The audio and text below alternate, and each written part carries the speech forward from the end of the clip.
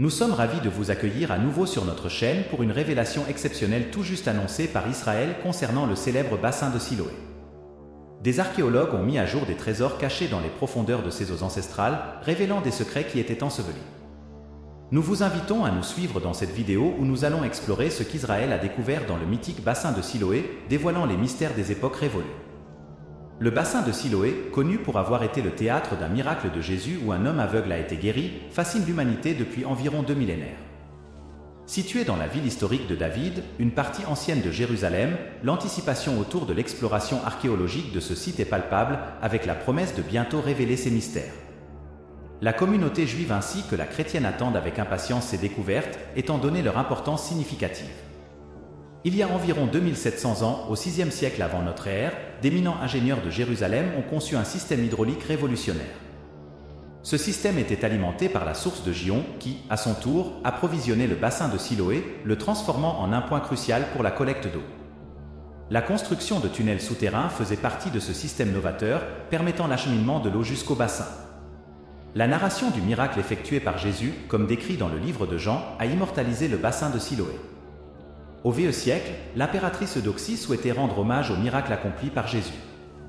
Pour cela, elle ordonna la construction d'une église à proximité de ce qu'elle croyait être l'emplacement du bassin de Siloé. Bien que l'incertitude quant à sa position exacte en juin lors d'une exploration des systèmes de plomberie dans la cité de David restait, les archéologues Annie Hack et Élie Schrein ont fait une trouvaille étonnante. Ils sont tombés sur 2 escaliers en pierre anciens menant à la découverte d'un immense réservoir. Ce bassin, avec ses impressionnants 68 mètres de long et ses bords anguleux, offrait une vue sur la vallée de Tirap-Puyan, marquant une découverte significative qui remonte à l'époque de Jésus. Suite à des fouilles minutieuses, l'autorité des Antiquités d'Israël a récemment annoncé que le site biblique célèbre, le réservoir de Siloé à Jérusalem, ferait l'objet de sa première fouille complète et serait ensuite ouvert à la visite du public.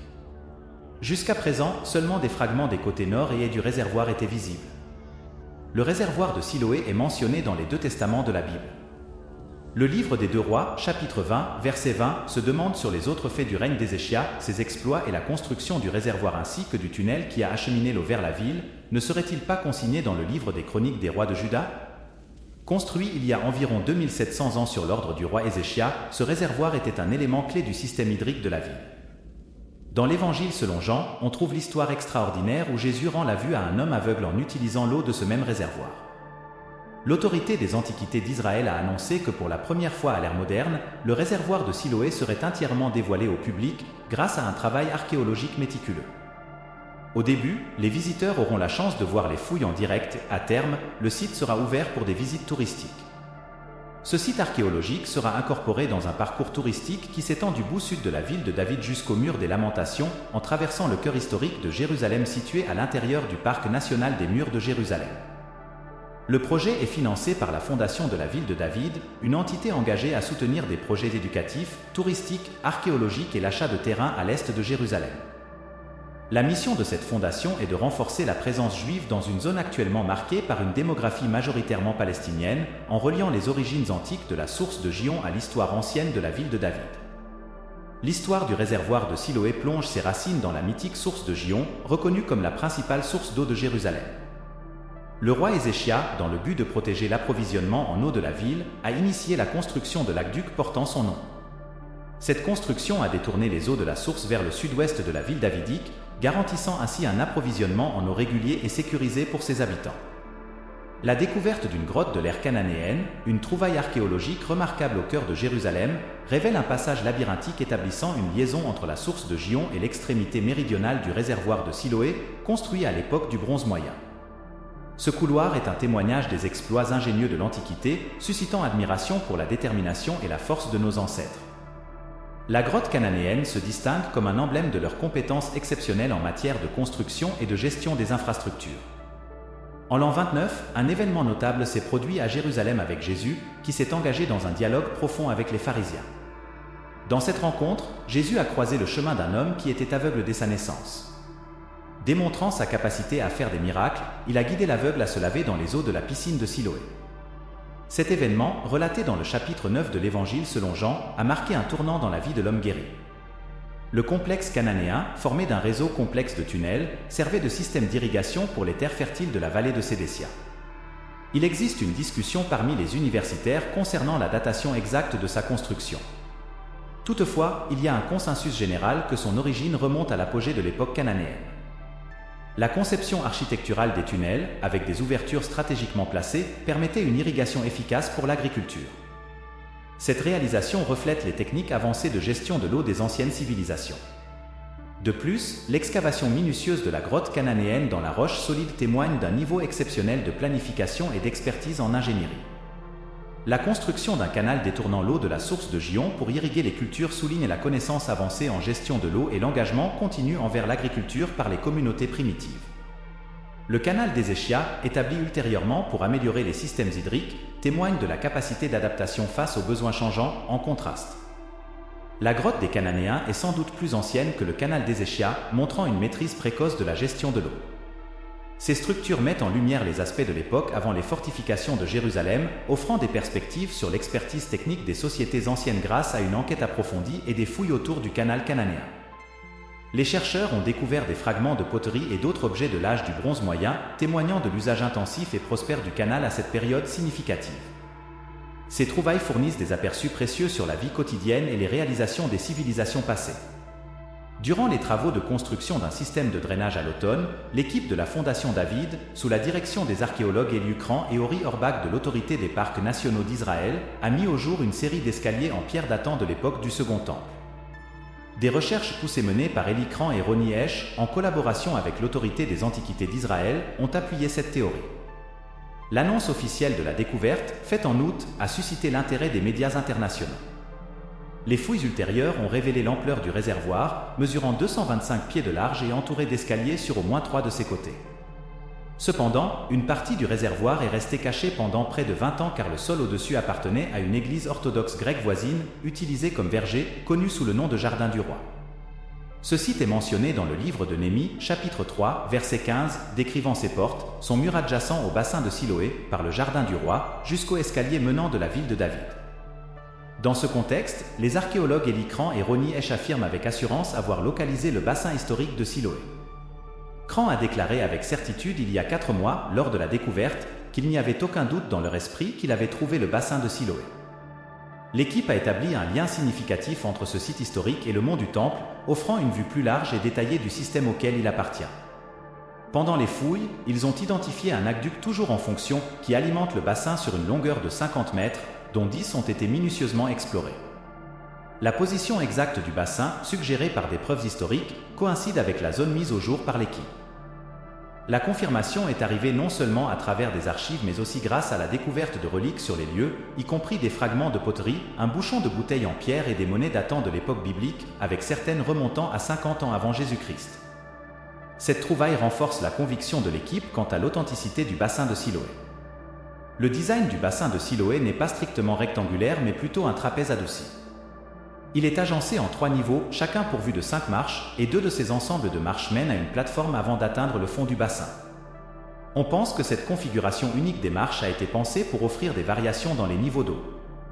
À l'origine, le bassin a été soigneusement revêtu pour assurer sa capacité à retenir l'eau. Des découvertes archéologiques ont mis au jour une version plus ancienne du bassin, avant qu'il ne soit recouvert de pierres, identifiée par la présence de monnaies datées de la période d'Alexandre Janeux incrustées dans sa structure.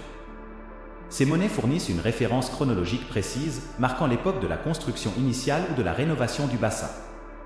Avant cette découverte, il y avait une confusion entre un bassin byzantin et le bassin de Siloé, tous deux alimentés par la même source. Cependant, le chemin de l'eau vers le bassin récemment identifié reste un mystère. Récemment, l'archéologue Shukran a reconnu ne pas comprendre le parcours de l'eau vers le bassin fraîchement découvert, malgré la découverte du tunnel de Rakia sur le site. Il a souligné la nécessité de poursuivre les fouilles pour éclaircir ce mystère. En 2023, une partie du site archéologique jusque-là inexploré a été mise au jour grâce à des fouilles dirigées par Nations en de l'Autorité des Antiquités d'Israël. Lors d'un entretien avec le La Times, James Charlesworth, un érudit du Nouveau Testament du séminaire théologique de Princeton, a souligné la révision de la compréhension académique concernant le bassin de Siloé. Contrairement à l'idée précédente selon laquelle le bassin mentionné par Jean était purement symbolique, les dernières fouilles ont révélé qu'il s'agissait d'un réservoir d'eau douce utilisé par les pèlerins à Jérusalem pour des rituels de purification avant d'entrer dans le temple. l'était bien plus grand que ce qu'on avait calculé auparavant, s'étirant sur près de 225 pieds de longueur et était entouré par 3 rangées de marches sur 3 de ses côtés, permettant ainsi un accès facile. Zev Ornstein, qui gère les affaires internationales à la fondation de la Cité de David, a souligné l'importance des fouilles archéologiques actuellement menées dans le secteur de la Cité de David.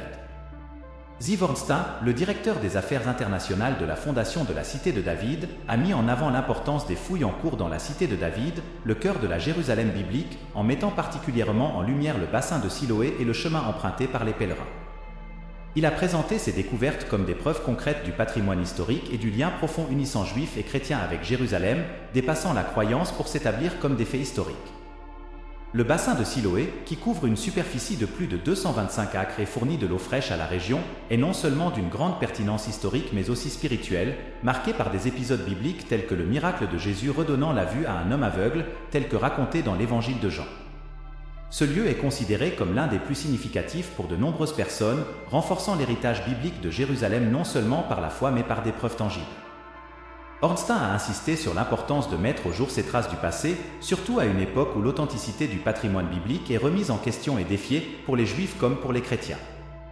La possibilité de vivre de manière tangible, de voir, de toucher et de parcourir notre héritage à Jérusalem, qui s'étend sur des millénaires, dépasse la sphère de la foi pour devenir une réalité palpable, particulièrement mise en évidence par les fouilles dans la Cité de David. Ornstein a noté que l'étendue totale du bassin reste en partie un mystère, en partie parce que des constructions historiques ultérieures ont été érigées dessus. Cela pourrait être dû à sa fonction de purification rituelle, une raison plausible pour l'acte de Jésus de redonner la vue à un homme aveugle. Dans ce coin particulier, l'impossibilité pour l'homme d'entrer dans le sanctuaire en raison de son aveuglement a été contournée grâce à un miracle qui lui a non seulement rendu la vue, mais l'a également purifié, lui permettant de pénétrer dans le sanctuaire. En 2004, des travaux d'infrastructure entrepris par la Société des eaux de Haganan ont par mégarde révélé une partie des marches du bassin. Cette découverte a initié une fouille archéologique approfondie dirigée par l'Autorité des Antiquités d'Israël, sous la houlette des professeurs Ronnie Reich et Eli Shukran. Lors de cette exploration, des zones au nord et des fragments du côté et du Siloé ont été mis au jour. L'aménagement autour du bassin, doté d'escaliers sophistiqués, rendait l'accès et l'immersion dans l'eau plus aisés pour les visiteurs.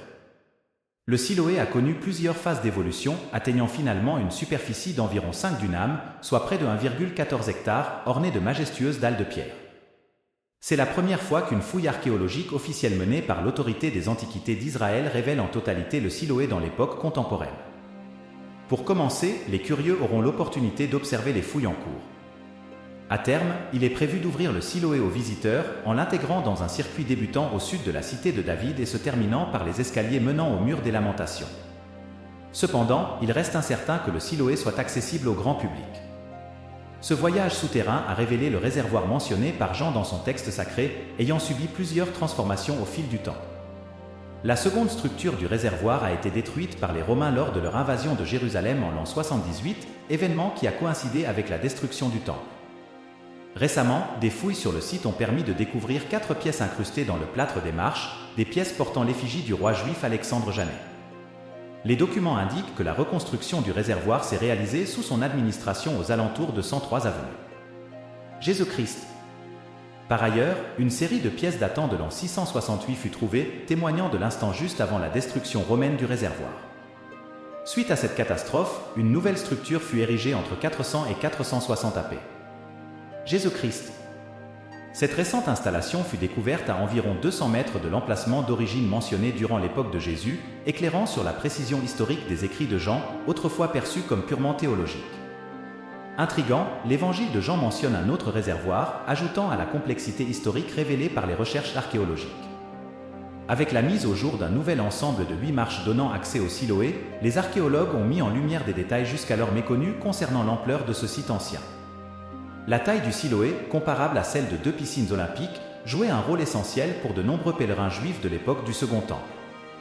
Avant de se rendre au mont du Temple, ces pèlerins se purifiaient dans ce réservoir, situé au début de la route de pèlerinage, la voie principale menant au temple. Sous l'effet de rénovation et d'agrandissement à cette période, le Siloé s'est étendu jusqu'à atteindre approximativement 114 acres.